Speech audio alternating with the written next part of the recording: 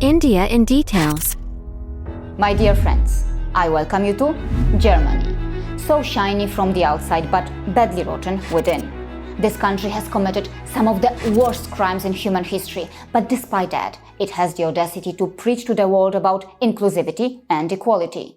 But no matter how hard Germany tries to hide its rotten sides, it cannot run away from them. Even today, in so many ways, xenophobia seems so deeply ingrained in German society that for many, it is just a way of life. If you've watched my previous, well-researched videos about Germany, you probably know why I'm saying that. But today, in this video, I'm going to share something that nobody should ignore, specifically if you are from India, because what happened to me in Germany can also happen to you. Yes, when an ordinary-looking woman wearing a simple sari visits German shops, she is mistreated, humiliated, insulted, or just ignored. And when the same woman goes to the same shops wearing Western-style clothes, she is treated differently. Not only is her presence now appreciated, but she is also attended to with a lot of respect and welcoming gestures.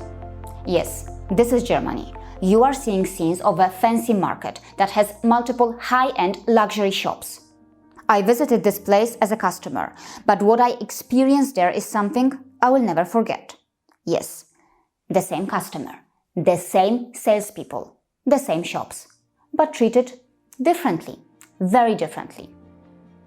So here is the situation 1, when I was wearing Western-style clothes. I visited several shops and yes, they treated me nicely when I looked like this. They were so polite, so friendly, so warm and more than ready to help me. Danke. This one? Yes, 36 or 35. This is Oh, 36, okay. you can try. Okay, and thank I can you. check if it fits, it's okay, or when not, I will check if I have a smaller one. Okay, thank you very much.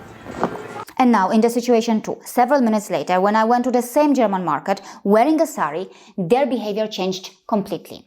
I was given terrible stares. Just from their eyes, I was looked at as if I was a criminal. And the moment you enter these shops, I will show you how they look at you. If you're wearing fancy Western clothes, then it can be something like this. And let's say, if you are wearing a sari or something like that, then it could be something like this. The way they are staring at you is like they really dislike you. True. Just because you're wearing a sari. This is so strange. When you were in that westernized look, they loved it. I mean, how they were welcoming you, how they were smiling. Totally different, you know? A very different experience. And now they are like ignoring you. They are. Many don't even look at me, you know? It's like you don't I exist. don't exist, exactly. Yes. You change completely, you know. Yeah, within 5 minutes, you know? You're like. So why was I treated like that when I was wearing a sari? Is it because some, in their twisted thinking, feel that a woman wearing an ordinary sari cannot buy the luxury products that these shops sell? Or does it have something to do with the sari itself? On numerous occasions, I have worn expensive-looking saris in Europe, but even then, I received those uncomfortable stares or gestures. Maybe in the West, traditional Indian clothes are not as cool as the Western-style clothes, but why is it that in India, I see fewer and fewer women wearing traditional Indian clothes when I visit malls and the posh markets? Some Indians explain that it is because of globalization and it is just because they are following the global fashion. But then how do you explain Western culture's dominance in the so-called global fashion? Why no equal space to other cultures from around the globe in the so-called global fashion? Those cultures are not inferior to Western culture, right? You know what? The harsh truth is that the West continues to commercially exploit the global population that has failed to fully recover from the cultural trauma of Western colonialism. And no, please don't think it's just about comfort. For example, Western-style, overly skin-tight jeans are hardly comfortable, but still, they became a global hit.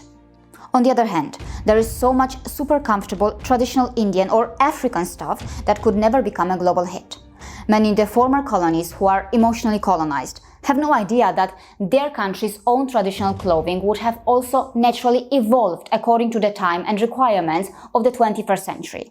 But unfortunately, they were denied that natural process because of the cultural colonization by the West.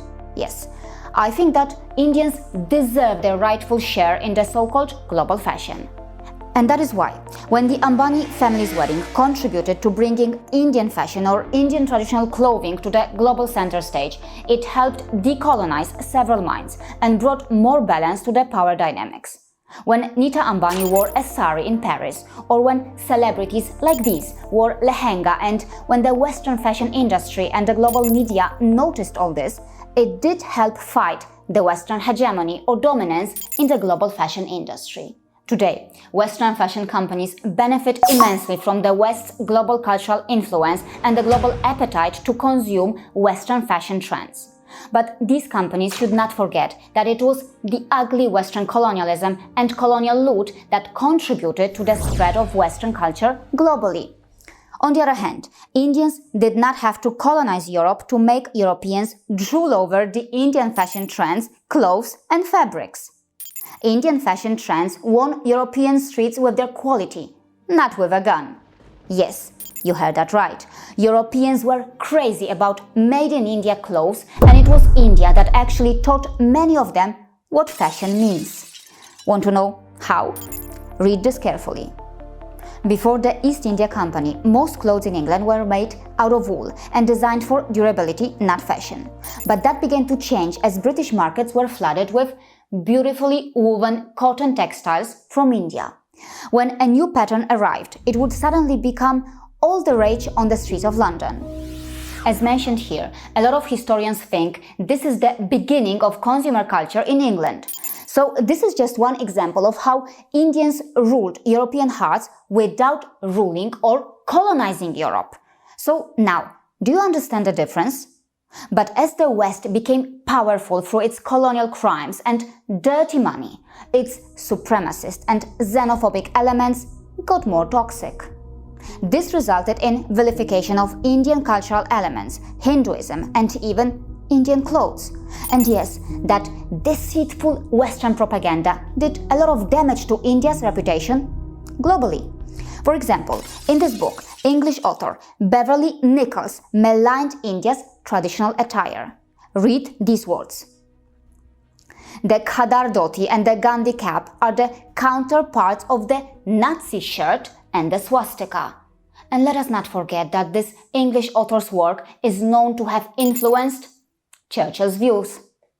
Even today, the intention to ridicule or defame Indian clothes can also be seen when a prominent Western media outlet decides to give space to a conspiracy theory like this.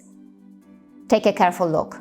In this New York Times article, it seems quite clear that deceitful attempts were made to link the saree to Hindu nationalism, despite the reality that in India, the saree cuts across various regions and religions. New York Times, I want to say this to you. The idea to promote traditional attire and bypass Western styles is not a bad thing if one wants to protect our global cultural diversity from the homogeneous Western commercial monoculture, right? Today, luxury brands are an important component of a country's soft power, and yes, Indians will need to participate and perform in that segment too. To be honest, I wouldn't be surprised if, within my lifetime, I witness India having at least one of the top fashion capitals of the world, if not more. And if India manages to save its soul during its expected re-emergence as a superpower, I wouldn't be surprised if I see the Indian saree, lehenga, dhoti or veshti being sold by some of the biggest Western fashion brands. But whether I see that or not, me and my two sons, who are Indian citizens, are very happy and comfortable wearing these clothes, no matter how much we are ridiculed or mocked for it.